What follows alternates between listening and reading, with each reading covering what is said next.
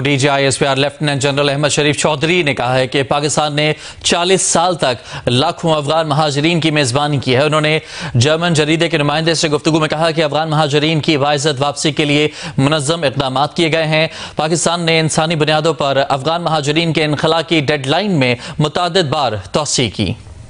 The two could meet there, and if you were aware. As far as Pakistan is concerned, the substantive part in you is that whether we would like to engage with the Indians or not. Pakistan believes that there's always that the issues needs resolution, and it's very important that the international players, especially players like USA, they must intervene and they need to come and resolve the issues like which are the enduring reasons of the conflict that is going on. Because on 10th of May.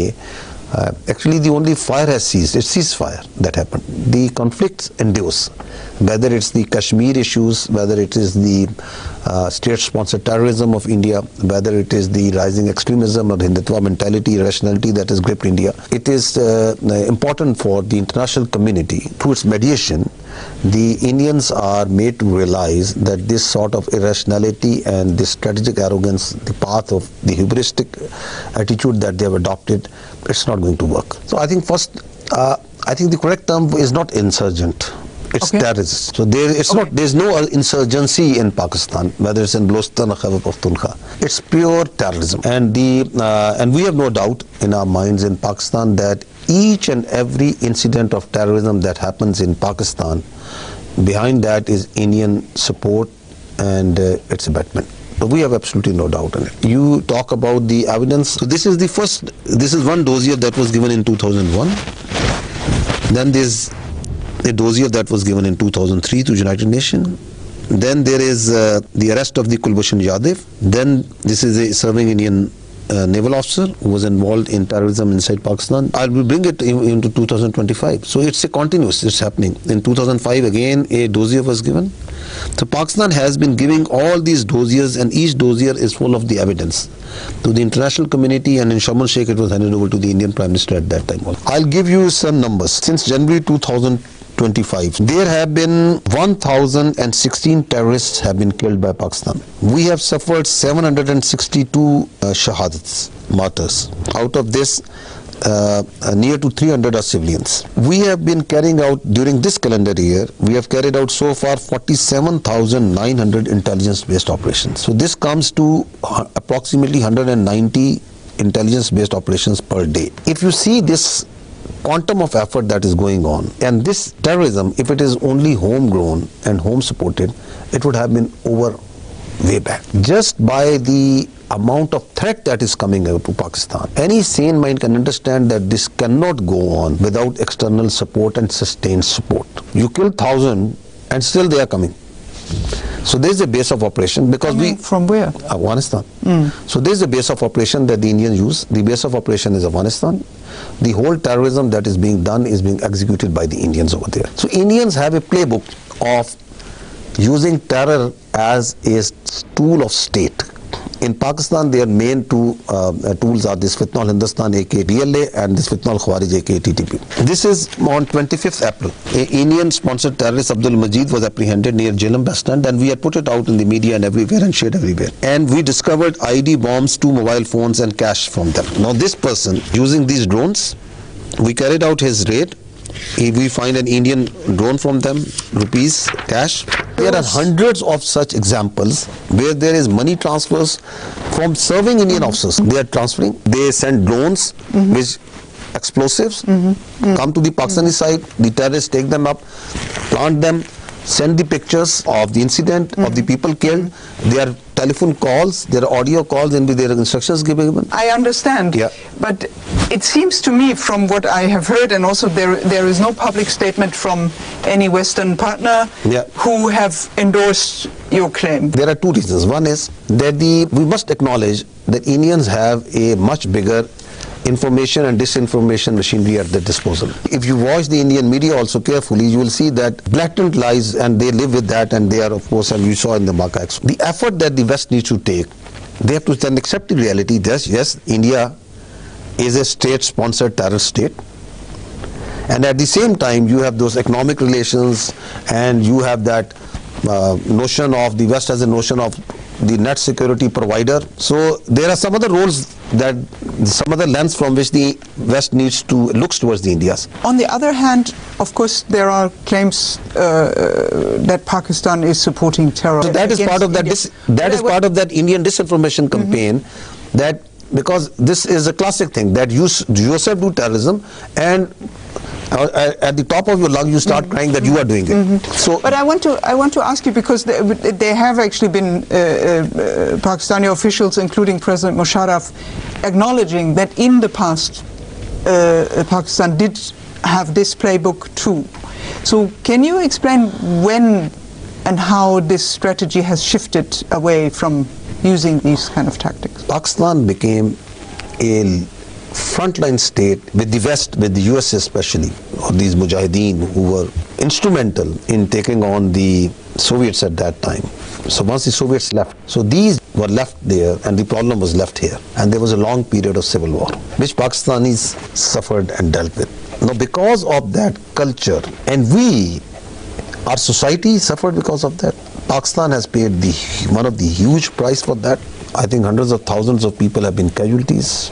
There have been billions, hundreds of billions of dollars of the economy. Losses have been maintained by us. So despite all the apprehension of the world, we wanted some things peaceful over here, because we suffer the consequences of anarchy and division and civil war over there. What I'm trying to get at is the specific policies towards groups like Jaish-e-Mohammed and Lashkar-e-Taiba. Has there been any change? The state of Pakistan has been dealing with the aftermath of that for not decades. The state of Pakistan at no time had a policy of sponsoring terrorism anywhere, whether they are from any grouping on alienation, whether they are TTP, whether they are BLA, whether they are ETIM, whether they are IMU, whether they are any alphabet. They don't have any religion. We believe as state that terrorist has no religion. There is no Muslim terrorist, there is no Hindu terrorist, there is no Christian terrorist. He's a terrorist. He has nothing to do with humanity. Because the state control needs to be strengthened. So that's what we are fighting on daily basis. We don't distinguish between terrorists. A terrorist has only lust for imposing its will on someone else. There is so much empirical evidence that Pakistan has been going against all these groups, including all terrorist groups, wherever they are. We in Pakistan, the state of Pakistan, including its military, we abhor these non-state actors and terrorists. I am telling you that is it not enough that we are doing 190 intelligence-based operations on a daily basis on all types of terrorists? All hues and cries. Maybe on some groups more than others. Because it is as per the threat. If Ditnal Khwarij, if 2 days before in Bannu they attack a federal constabulary post and they kill and they 6 are shaheed, so that is the clear and present threat. Any country, your Bundeswehr will also, or your army or your Nachrichtendienst will also be focusing more on that, which is a very clear threat, because that's what the public will demand. So if the Fitna al-Hindustan on daily basis is stopping the buses, taking out the Indian citizens and slaughtering them, so why should we not be more worried about them? So that is in proportion to the threat that they are posing. But we don't distinguish between any sort of terrorist groups and any non-state actors. I think if you see, the Pakistan has banned these. They are not allowed to operate over here. So that is the government policy. Anything which is a defunct, which is a non-state, and we say very clearly, and that's our belief system, that there is no space for any Jaish, any private army or militia in the country.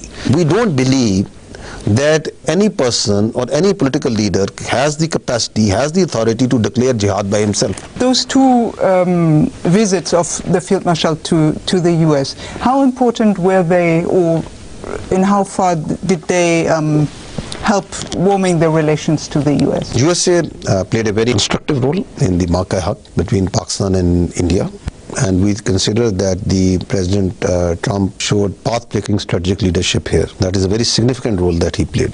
Secondly is that Pakistan and USA have a long-standing relationship. And over a period of time, I think we have been able to enhance or amplify on our convergences and deftly manage the divergences. There are areas where a lot can be done. There are areas where a lot of engagement can be done. There are areas where a lot of discussion can be done. And Pakistan views the relationship with USA as very important. We don't think that these relationships have anything to do, or there is a either or with the other countries. So we at the same time have very constructive and strategic relationship with China and other countries. So there is no either or. If you see, there is a scope in it is not only in the mill-to-mill diplomacy or the where we are engaging. A lot of scope in the counter-terrorism, and we really acknowledge the recent declaration of the Majid Brigade by the United States as a terrorist organization. Intelligence sharing. Pakistan has voiced some concern about some of the weapon systems that the US left when they left Afghanistan. What's the way out, and what are the weapon systems that you are specifically concerned about? The first, like you asked, that what are those weapons? Yes. So this is with evidence.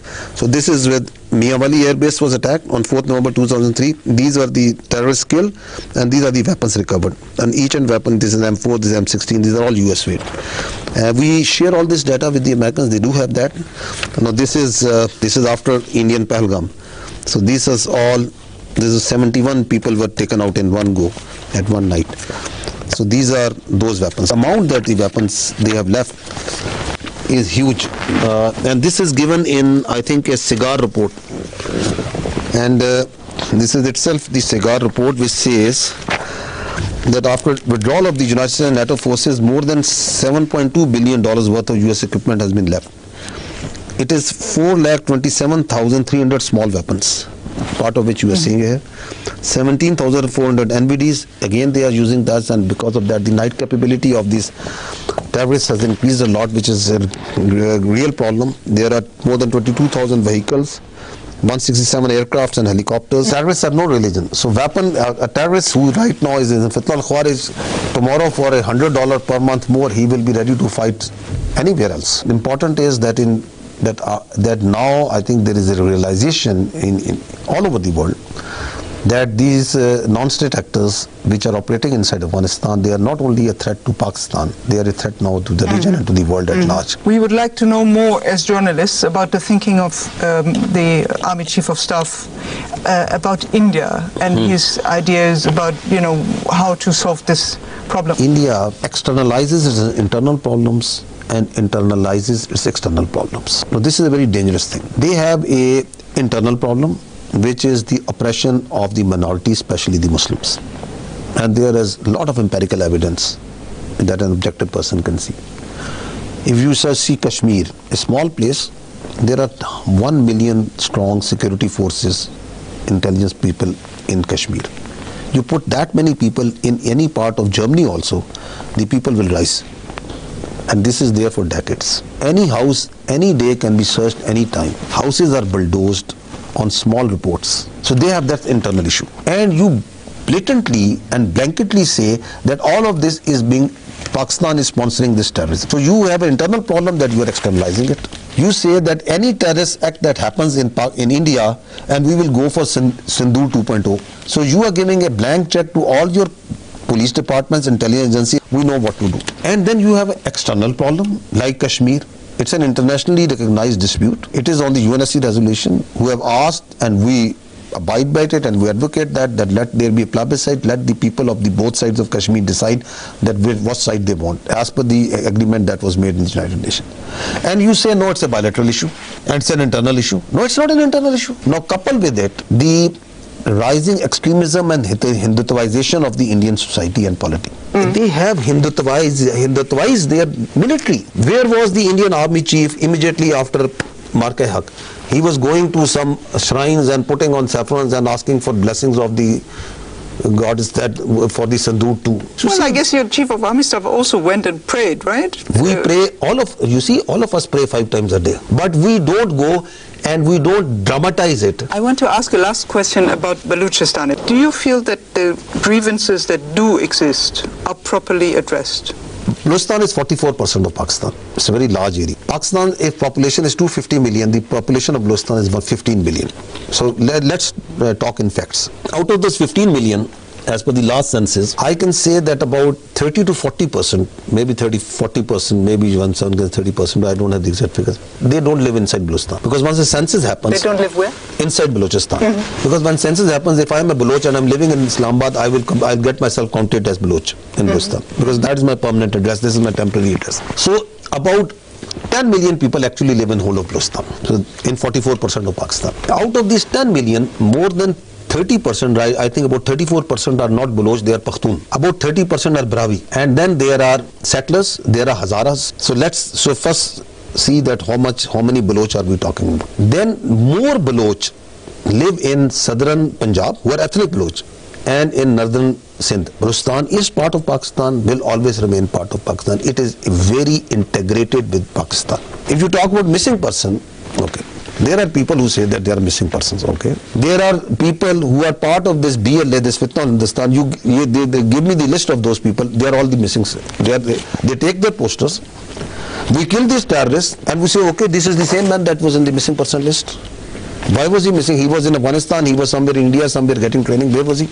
So the government what did was, instead of talking in this rhetoric, they did in 2013 or 12, what they did is they made a commission on enforced disappearances. And they made a Supreme Court justice, and they independent of all the administration. It has got provincial commissions, it is called a district level commission. And the first thing that they asked is, okay, if they are missing, that person must be having a name, a father name, a CNIC card, a place of address. That's why he's missing.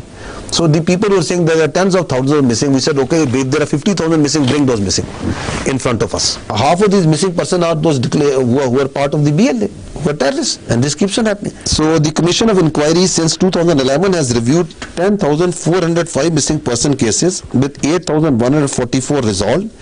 2,261 still are under investigation. Between 2005 to 22, the charitable organizations in Karachi only have recovered 35,980 unclaimed dead bodies. So that figure also is counted. And there are currently 28,000 Pakistanis who are confined in foreign jails also, as per the Ministry of Foreign Affairs.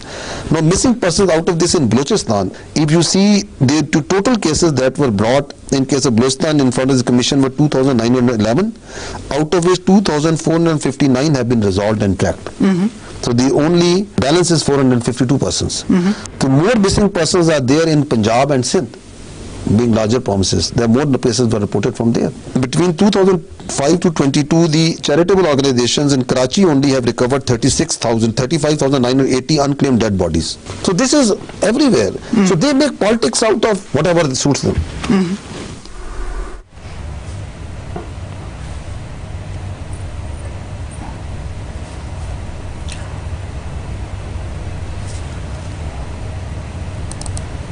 DG ISPR lieutenant general Ahmed Sharif Chaudhry ने यह कहा है कि पाकिस्तान ने 40 साल तक लाखों अफगान महाजरीन की मेज़बानी की है। वो इंटरव्यू दे रहे थे। हाजिर होंगे ब्रेक के बाद।